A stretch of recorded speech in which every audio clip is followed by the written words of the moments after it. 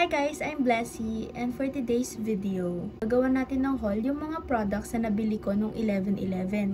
Kasi medyo napadami yung mga nabili ko. Nag-hoard ako ng sunscreen, ng makeup. Yung lahat ng products na to is nasa bracket siya ng self-care talaga. Nasa self-care era ako. Saan ba tayo magsisimula? Kung nakikita nyo lang yung table ko, medyo magulo siya. Kung ano na lang yung makita ko. Okay ba tayo dun? Meron akong binili dito na hair product, which is the Hodek One Step Hair Dryer and Styler. So, ganito siya sa loob. Ayan. Pink yung pinili ko kasi I love pink. So, meron na siyang outlet.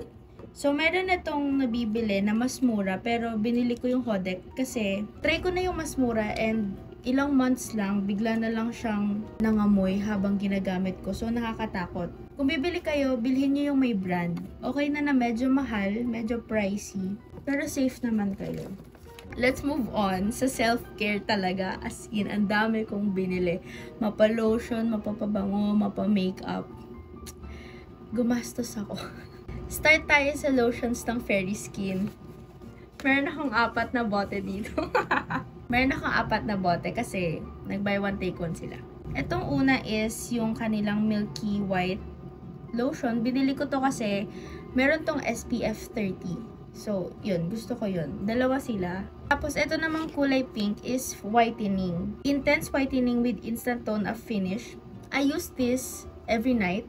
Hindi ko siya ginagamit kapag day kasi wala siyang SPF. I need the protection from the sun. So, ito sila. Ito yung pink. Ayan.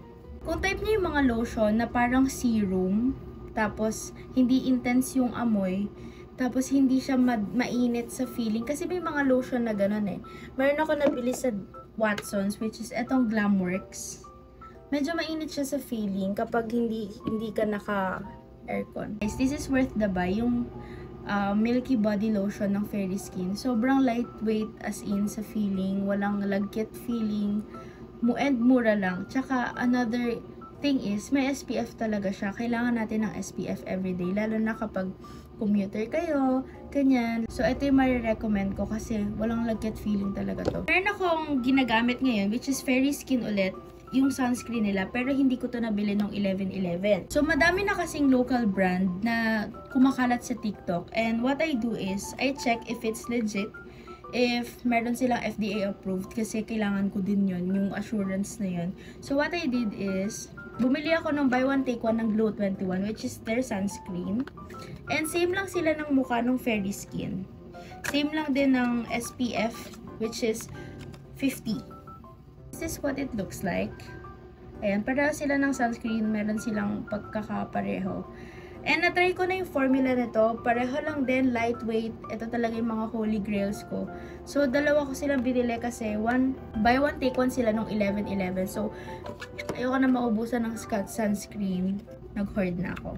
So, ang maganda lang sa Glow 21, meron silang QR code, which is ayan. And na-scan ko na to and talagang lumalabas is legit yung product. Hindi siya counterfeit. Isa to sa mga sunscreen talaga na ma-recommend ko. Number 2 ko to. Kasi number 1 ko yung Fairy Skin eh. Kasi ang ganda talaga. As in, wala siyang white cast. Eto guys, na-try ko na to. Wala ring white cast. Yun talaga yung hinahanap ko sa sunscreen. Walang lagkit feeling at walang white cast. Let's move. Ay, di. Actually, lotion pa rin to. Bumili ako ng Vaseline Daily Sun Refreshing SPF 50+++++. Ayan. Yan yung binili ko. And sa TikTok shop ko pa rin to binili. I made sure na hindi to counterfeit. Talagang nagbasa ako, chinek ko lahat. Hindi naman siya fake. So, legit naman to. Kasi pag binili nyo to sa mall, parang mahal. So, mas mura ko tong nabili.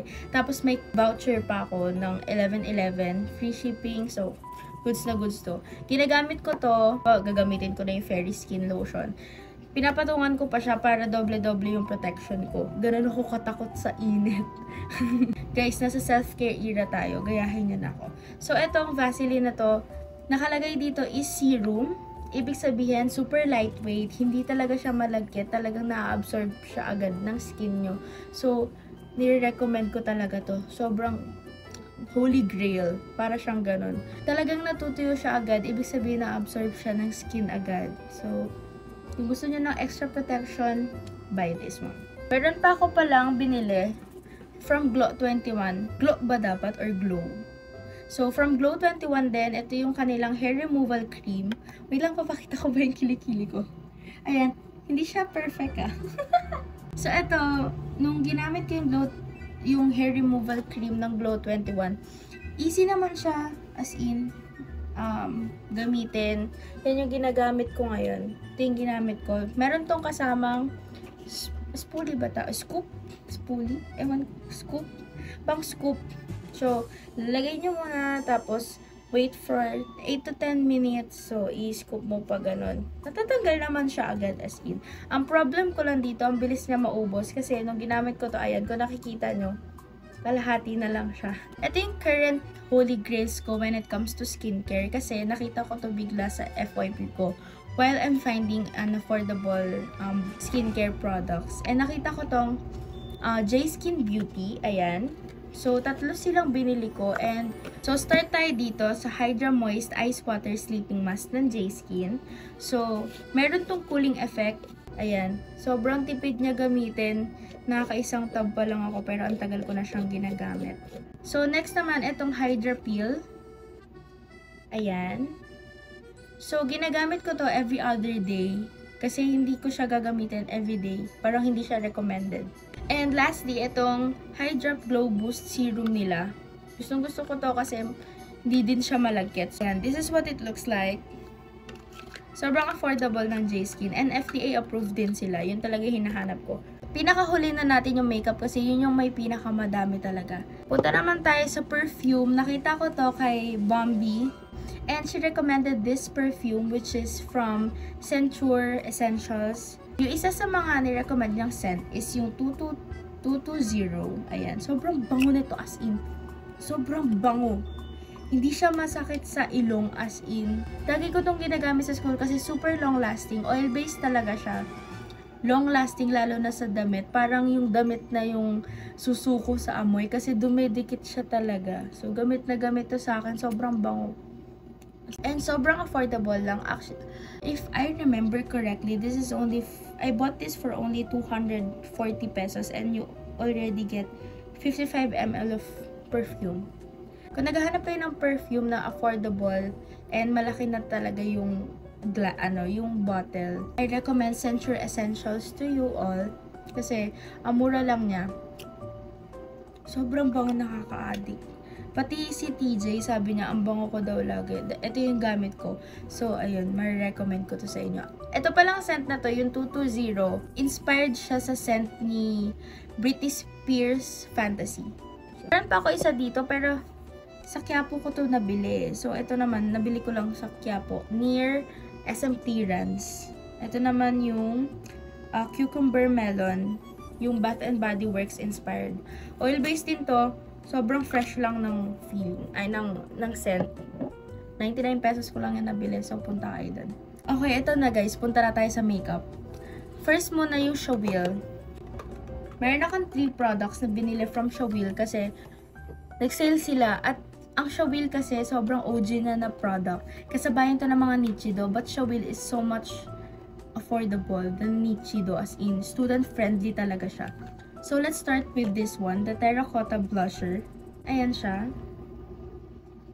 And ganyan siya. O, diba? Ang syala ng Shawil. Wala pa tong 100, guys. So, mix siya ng blush tsaka highlight. So, dahil tipid tips, hindi na ako naghiwalay ng blush tsaka highlight. Pinagsama ko na sila sa iisang palette. So, ang ganda nito, ang comment ko lang dito is, kapag ini-swipe mo siya, mas maganda siya maging blush topper. Parang mag-cream ka na blush, tapos ipang-set mo siya, kasi may kasabay na siya na highlight. Actually, gamit ko siya ngayon. I don't know kung nakikita niyo yung highlight. But, I love this one, as in, sobrang affordable lang. Let's move on sa Amazing Curls Mascara ng Shawil. And, gamit ko din siya ngayon. Ayan. It claims to be waterproof, although hindi ko pa talaga natatry. Waterproof and long-lasting. Ayan. So, ganyan siya. O, diba ang syala ng Shawil, be? Wala pa din tong 180 plus ng lahat to kasi nga nag-sale sila. And what I like about this product is, hindi siya madumi. Alam niyo yung brush na hindi masyadong mataba. Yun yung gusto ko. Ayoko ng matabang brush. So, ganyan yung brush niya. Ayan. And ang gusto ko lang dito is, mas nagvo-volumize siya kaysa nagka-clump up yung product. Hindi nagka-clump up yung mascara. So, gusto ko to. Ito yung ginagamit ko recently. And lastly, from Chewil is their Streak Brow Eyebrow Cream. Kasi, before I bought this, laging brow soap lang yung ginagamit ko. So, gusto ko naman is medyo may kulay. So, I bought this one. Ang cute nito kasi, ayan, para siyang bell. Meron na siyang brush na kasama. And I like their brush, hindi siya mahirap gamitin. Hindi na ako gumagamit ng separate brush. So, the product itself is in this storage. Ayan. And, ilang grams ba to? 4 grams. Ayan. And, ang kinuha kong shade is shade number 3. Shade number 3 yung kinuha ko. And, ayan siya, yung gamit ko ngayon. Sobrang sakto lang, hindi masyadong brown, hindi masyadong black, which is I prefer. Okay, punta naman tayo sa Squad Cosmetics. Ang dami kong binili kasi sale din sila. Their lip tints, nabili ko siya for 37 pesos only each. Sobrang mura, diba? Syempre, pang everyday lang. Syempre, di naman ako laging nakabongga na ganito. Pang blush-blush lang, ganun. So, bumili ako from Squad. It's in the shade Marianne and in the shade Rachel. So, na-try ko na to. Hindi siya drying sa akin. And itong shade na to is, amoy ano siya, bubblegum. Actually, yung pinili kong shade is, isa is medyo red, yung isa is medyo mas brown red. Kasi yun yung mga gusto kong shade. Nagamit ko na to, hindi siya drying, di rin siya mahirap i-blend. For me ha. So, next naman is their concealer. The Squad Cosmetics Conceal It. Sobrang ganda. Glass siya. Glass yung bottle. And sobrang mura ko lang to. As in, 129 lang ata. So, nagulat ako dito kasi akala ko nung una to is ang nabili ko is foundation. Pero concealer pala yung nabili ko. And ang ganda ng applicator. Hindi siya doe foot na ordinary. Guys, ang ganda ng applicator niya. Sobrang chunky, sobrang taba, which sobrang ganda lang i-glide. And for the formula, I love it kasi ayan yung gamit ko. Ayan. Maganda yung lapat, hindi siya streaky, hindi din siya cakey. Sobrang ano lang for everyday, for school, ayan. Kasi sa school, hindi naman ako laging nagpa-foundation kasi nga mainit. Actually, hindi talaga ako nagpa-foundation. Last two, bumili ako ng OG Happy Pot kasi gusto ko yung cream nila. Na-try ko na to dati, yung clay pot nila. Ayan, may gamit na. Kitang-kita. I chose the shade Cheerleader. Ayan. And, sobrang nakaka-intimidate at first. Ayan, makikita nyo parang sobrang dark. But, ayan yung finish niya, yung nasa cheeks ko, which is sobrang natural looking lang. And lastly, eto. Binili ko to from Squad. First time ko to gamitin ngayon, which is their Brow Fix Eyebrow Fixing Gel. Ayan, wala pa tong 100. And, clear to, guys. So, perfect to for everybody. If gusto nyo lang ng, parang laminated look, ayan. Sobrang nipis lang. Pwedeng dalhin everyday. So, let's move on sa aking brush. Meron pa ako iba dito na nabili sa 11-11. But, punta muna tayo dito sa brush. Oh my God! So, guys, would you believe? 14 pieces makeup brushes for only 120 pesos. Medyo alanganin pa ako dito, guys, nung una. Kasi akala ko sobrang pangit. Sobrang pangit ng quality. Siyempre, minsan kapag mura, pangit talaga yung quality. But, guys, lumalaban din tong brushes nila. Ito yung contour brush nila, which is makikita nyo angled. And, soft din yung brushes, yung bristles ng brushes. May mga nagsished lang, but expected na yun for its price. Pero nga, lumalaban siya for its price, guys. And I think, available pa rin yung mga ganito. So, favorite ko tong brush na to. I use it for my blush. Yung big brush nila, sobrang smooth kasi, sobrang lambot. Ayan, oh. So, hindi ko na tinanggal yung mga protector nila. Protector ba tawag dito? Basta yung mga net nila para hindi sila magsabog-sabog. Lalo na yung mga frequently ginagamit ko. So, ang ganda talaga nito. So, yung storage mismo ng makeup ko, nabili ko din siya nung 11/11 and hulaan nyo kung magkano. 99 pesos ko lang siya nabili and pinaka-latest na check ko, 96 pesos na lang siya. So, sobrang good deal talaga. Ito yung isa sa mga favorite purchase ko talaga ngayong 11/11 kasi na-organize niya halos lahat ng aking makeup. And, sobrang laki niya, sobrang spacious. And, kunyari, nakalapag lang, kuha ka ng brush, ikot mo lang siya, hindi mo na kailangan mag-ganon-ganon. Ikot mo lang kung saan yung may kailangan ka. Diba? 99 pesos lang yan. And lastly, ito yung isa din sa pangalawang favorite ko na purchase. Actually, bili ni TJ ito sa akin. Yung mini karaoke na sumisikat sa TikTok. Sobrang love na love ko talaga mag-karaoke. As in, kahit hindi maganda talaga yung boses ko, happy ako kapag kumakanta ako. So, binilan niya ako. And I bought the white one kasi parang sold out yung pink. That pink yung bibilin ko. Pero ganyan siya. Ayan. Tapos, sobrang cute ng mic nito, guys. Hi! Ayan, wait, let's test it. Connected. Ayan, may blue na yung mic. So, hi guys! Oh, diba? Ang ganda, diba? Sobrang ano lang. Hala, nag-mic na. Pero ganyan yung ano niya, yung tunog niya. Sobrang handy-dandy lang talaga nito. Hindi na namin kailangan mag-rent sa mga karaoke hub. Kasi meron na kaming only karaoke na gamit tong speakers na to. So, sobrang gustong-gusto ko tong purchase na to. Araw-araw ko siyang ginagamit kasi nga, only karaoke na tayo. Meron na tayong mic, meron na tayong mini speakers.